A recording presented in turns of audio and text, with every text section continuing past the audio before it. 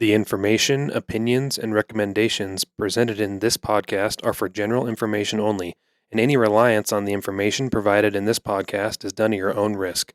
This podcast should not be considered professional advice. Please consult your tax advisor, even if it's us, to find out how this may apply to your specific situation.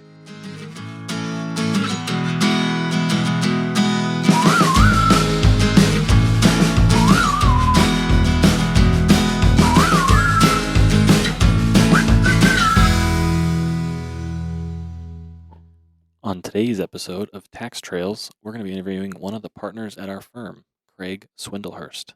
Here are your hosts, Derek and Spencer. Thank you, Chandler. We're super excited about this episode today. It's been we've been waiting for this to happen, our first guest on the podcast. It's a big day, Spencer. It is. Real big day. A monumentous day. And today it's none other than Craig Swindlehurst, CPA. Yeah, thank you. Thank you for having me. I feel a little, what's the word? Not the best first guest you could probably have. Oh, whatever. Happy to be the guinea pig for you guys. No, we're super excited, and Craig has been one of the partners here at Larson that has helped us kind of get this podcast off the ground. Yep, that's a big reason why we wanted him first. Yeah, if you mean help, it means I said, hey, you guys should do a podcast, and then everything else you guys did, and then I did nothing. Well, we needed that support. You need that partner backing. Yeah, there you go. Yeah, exactly. So, Craig, why don't you just kind of introduce yourself a little bit, give us a little bit of background on you and your tax history, I guess. Yeah, sure. So, I went to BYU in Provo, Utah, and I graduated back in 2012 with my master's in tax. So I've been doing tax at a public accounting firm since then. I started and I went to Deloitte in Orange County, California. And I was there for 5 years. For me, it was a great experience. I learned a lot, but my wife and I just decided it was time to leave California, and we had a thought of, I always kind of had in the back of my mind, heck, maybe I want to go to a smaller firm. And I didn't know whether that meant a firm of 2 people or a firm of 50 people, but so I came to Utah, I interviewed around, and eventually settled at Larson, and it's been a great fit. So for us, it's just, for me and my family, a little bit of work-life balance, but still learning a ton here at Larson. We're a big enough firm that still feel like I'm learning every day. So yeah, it's been about, I guess that's 12 years doing taxes. I think just in terms of what I work on, I would call myself, in a sense, a general practitioner. I work on a little bit of everything, but I have had some specialization with large partnership structures and equity granting in a partnership space. And that's a little bit of, not to jump the gun, but it's a little bit of what we're going to talk about today. But That's what we call a tease. That's what we call a tease. Okay. Foreshadowing, I guess. So yeah. So anyway, it's we have a lot of good clients in that space, and I get a lot of questions about it. So we're going to talk about one of those questions today. And so this is one of the questions that I get often. It happens when, so this more and more what I'm seeing is you've got a company that's growing. They've got a lot of good people that they want to maintain, and they say, okay, well, in order to incentivize them to say, I'm going to give them the piece of the company, makes total sense. So they want to grant equity to these key employees, and when they're in a partnership structure, these key employees, they're receiving a W-2. That's what they're used to. All their taxes are withheld for them up front.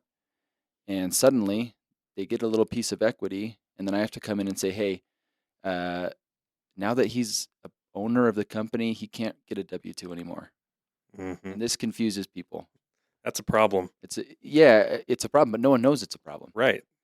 And then I have to, and I do this often, is I have to explain, okay, these are all the reasons why. And so for that reason, we thought it would be a good topic to quickly cover, why can't I get a W-2 if I own a piece of this partnership now? Yeah, I think this is a great topic. and I think you're the right person to talk to us about it. So, I guess the real question is, what's the correct way to handle this situation, Craig? Well, you've got a couple options. So most people, I will say, most people want to, they want to keep getting a W-2 because that is the easy life. Meaning, I don't have to think about paying my tax. I just get a W-2. I have my withholding done for me. I file my taxes at the end of the year, and I kind of don't need to worry about whether I'm going to owe a bunch or if I overpaid a bunch. It simplifies things a lot, right? Yeah, If that's what you're getting, it makes life easy. right. Doing a tax return with a W-2 is easy. So the biggest hurdle that I get, or the biggest complaint I get from people is, well, now I've got to start paying my own tax. There's no withholding, so when do I pay my tax? And the answer is, well, if they're doing it right, you're now in charge of making your own tax payments quarterly, and people don't like that. But getting back to your question, what's the correct way to handle this? So the whole issue stems from the IRS. They have this rule, and a lot of people don't think it's a great rule, but you can't be both a partner and a W-2 employee. So the correct way to handle a partner getting compensation for services he's giving to the partnership is to kind of treat them as if they were an independent contractor, in the sense that if they are making $10,000 a month, you just pay them $10,000 gross. There's no withholding. There's no running anything through a W-2. You're just paying them gross, and then they're dealing with the payroll taxes on their own. So for the partnership, it's actually pretty simple. You're just paying them the gross salary. You don't need to worry about running anything through payroll or doing a W-2. For independent contractors, though, like you have them fill out a W-9 most of the time, right? And then you would fill out a 1099 at the end of the year, or like I guess at the beginning of the next year. But you wouldn't necessarily do this for a partner in a partnership, right? Yeah, that's right. You, instead of a 1099, your compensation would be reported on a Schedule K-1 that you get at the end of the year.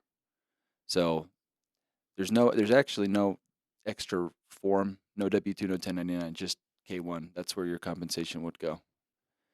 So that's one option. But again, I get pushback. People say, "Oh, well, I got to hire a tax guy now," and you know. So there's another workaround. There's a way to keep these key employees as W-2 employees, while still giving them an ownership interest in the company, and then that way they don't have to change what they're used to. Okay. Excuse me. So the other option would be, okay, let's just say that you're running a dog grooming business. Okay.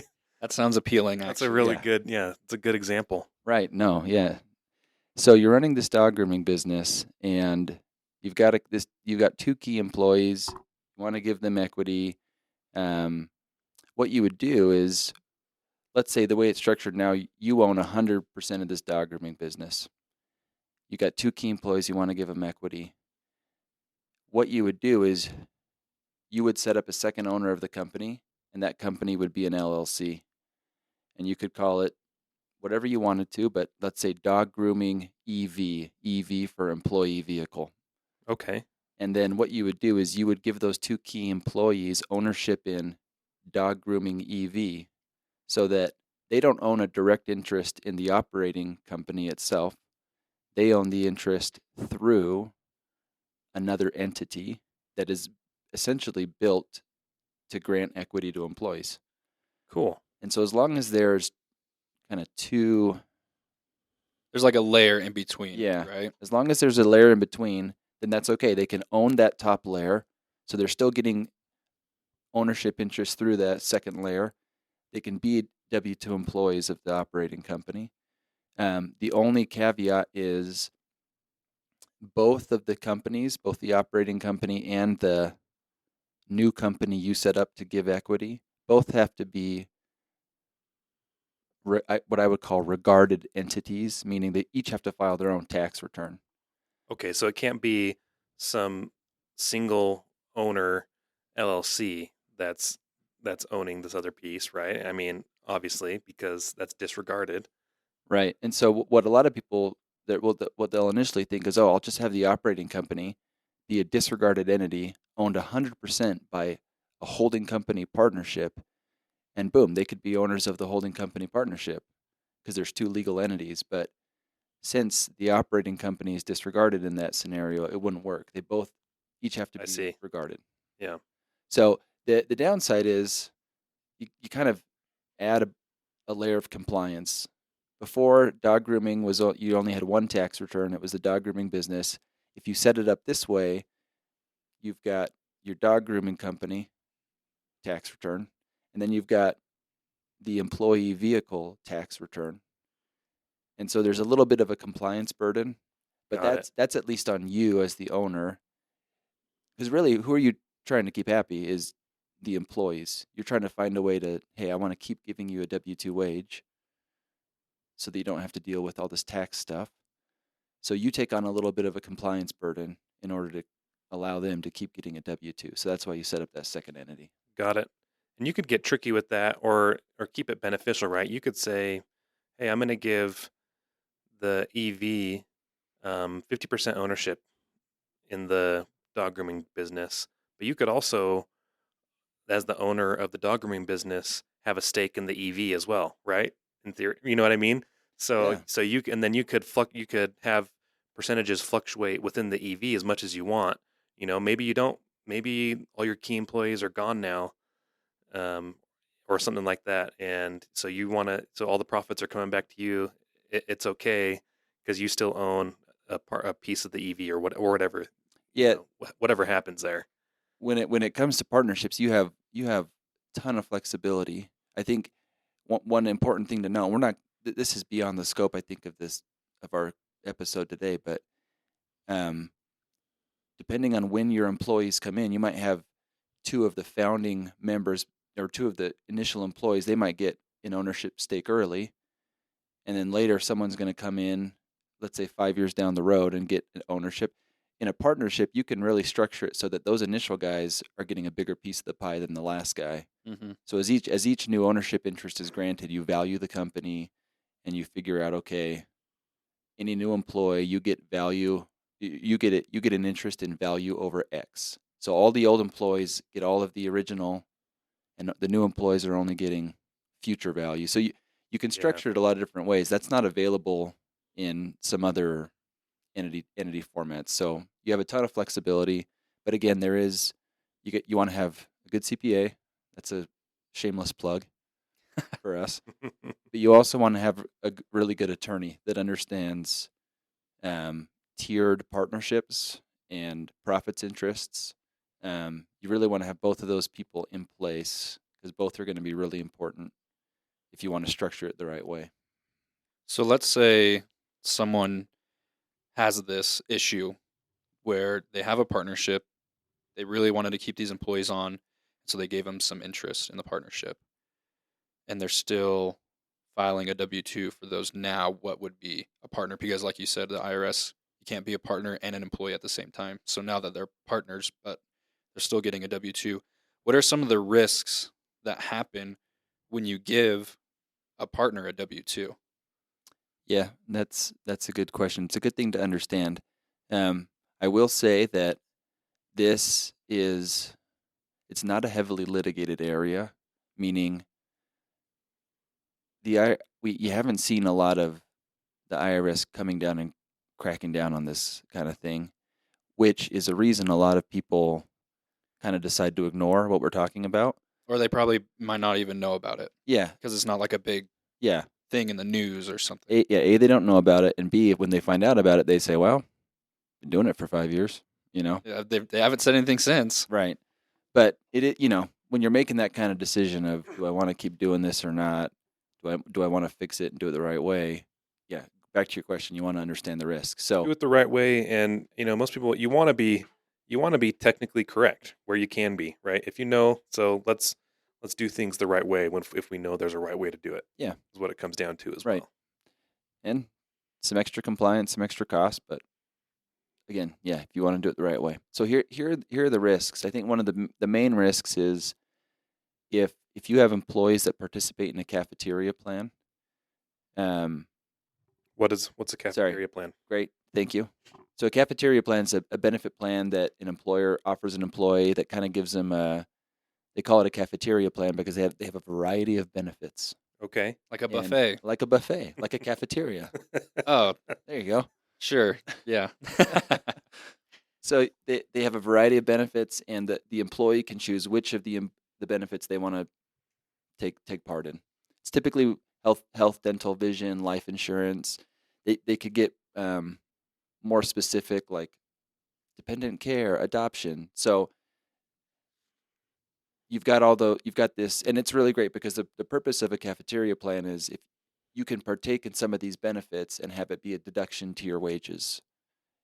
Meaning you get a pre-tax deduction, so you're not taxed on the benefit that the company is giving Yes, you thank with you. these plans. That's right. And so, obviously, most larger employers have some type of plan like this in place. What happens is if you have these key employees, you may view them as kind of employees still. You're the big dog. You're the big owner. Right. You've given them a little bit of equity, but really, it's a sliver. And so you may just view them as employees, and so you may say, "Hey, here's a cafeteria plan you can take part of," and they're like, "This is awesome, great, thanks." If the IRS has ruled you can't, to simplify it, if you're a partner, you can't participate in any cafeteria plan. You're not an employee, right? Because going back to the whole reason this is an issue, the IRS has just said if for employment tax purposes, you can't be both Right. partner and employee. So if you own a piece of the company, you're a partner, and now you've got a partner participating in a cafeteria plan, and that's not allowed, Which is for employees. which is for employees, and you as a partner are quote unquote not an employee. If you are participating in that plan, it can disqualify the whole plan, meaning that not just you, the partner, but everybody participating in the plan will lose their pre-tax benefits. So suddenly you're taxed on the health insurance premiums you're paying. So, and so it can be a pretty big deal. If I Yeah, guess that would increase my box one wages That's on right. my W-2. it would increase your box one wages, but not your cash in your pocket. So that could be a significant detriment. Again, not something that has been heavily litigated, but that's the big risk out there. And I think the second risk is, so we kind of hinted and talked a little bit about this. In a partnership structure, you can give equity to employees. You give them value in the future growth of the company, and they can receive that if they meet certain requirements. They can receive that tax-free. And partnerships are the only structure where that's really available. In like if you were an S corporation, for example, you couldn't give employees equity without them being taxed immediately. But in a partnership, you can. So that's one of the great benefits of the partnership structure, especially if, hey, my plan is that I want to keep my employees by giving them equity. So there's, again, beyond the scope, but there's various requirements you have to meet in order for that receipt of equity to be tax-free to the employee. And one of those requirements is that the language itself just says the partnership and the person that's receiving the equity interest, they have to treat that equity interest receiver as a partner from the moment he's granted the interest. Which makes sense. Okay. Right. You're a partner now, right? We're a So you partner need now. to be treated as a partner. And so there's some concern that, well, if I'm giving them a W-2, then I'm not treating them as a partner. Right. And so you could Blow up the whole deal. Yeah, you could blow up the whole deal, which means, oh, I thought I was getting this equity tax-free. Turns out it's taxable to me. So which totally defeats the purpose of Granting the equity. in the first place, right? So there's other smaller risks because it can get complex, especially when you involve a lot of benefits that are being given or offered to a partner. Mm-hmm. There's a lot of ways in which you might be underpaying or overpaying tax if you're treating a partner as a W-2 employee. Looking at especially those self-employment taxes, right? Right. Social Security and Medicare, that could get messed up pretty quickly. Right.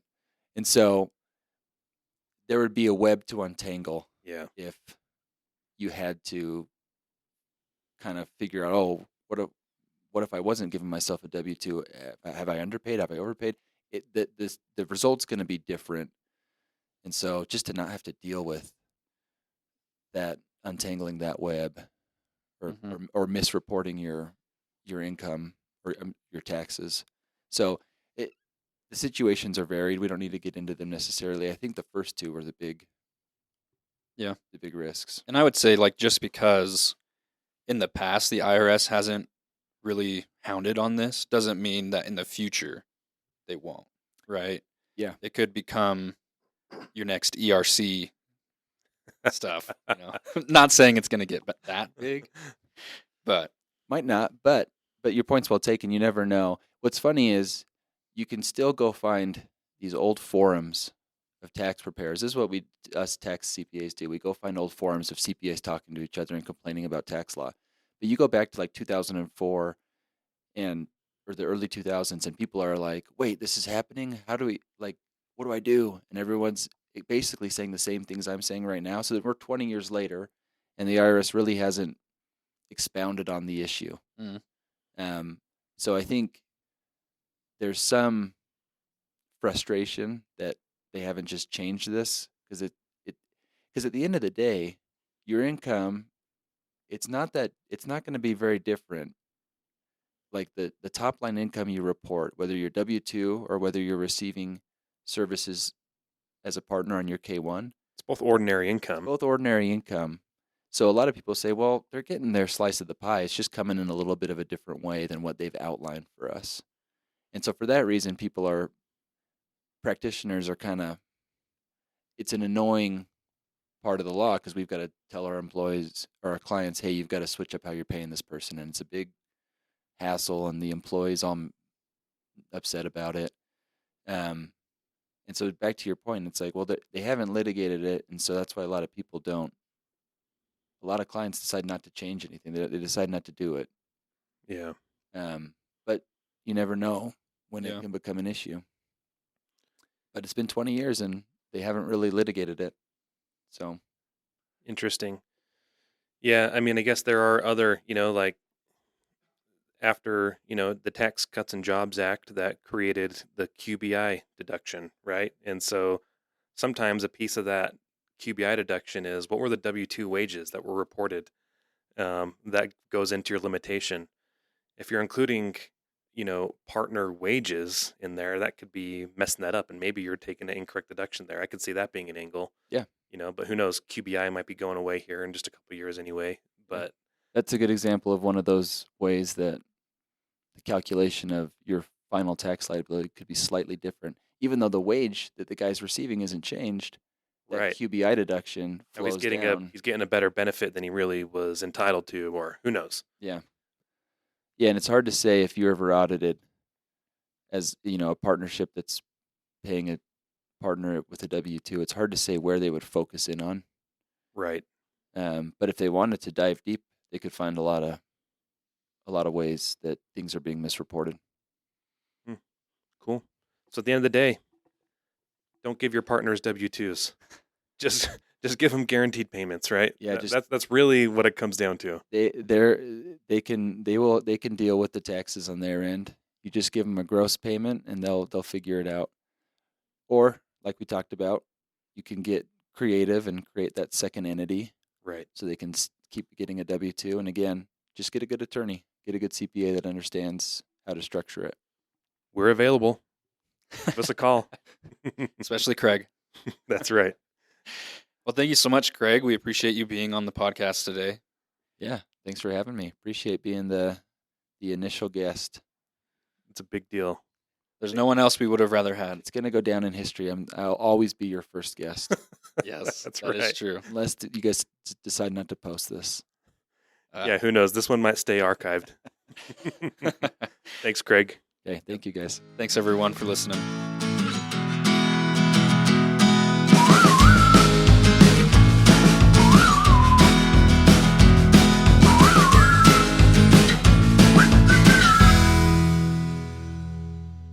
For more information about Larson Company and other educational material, you can find us at our website, larsco.com, also linked in the show description.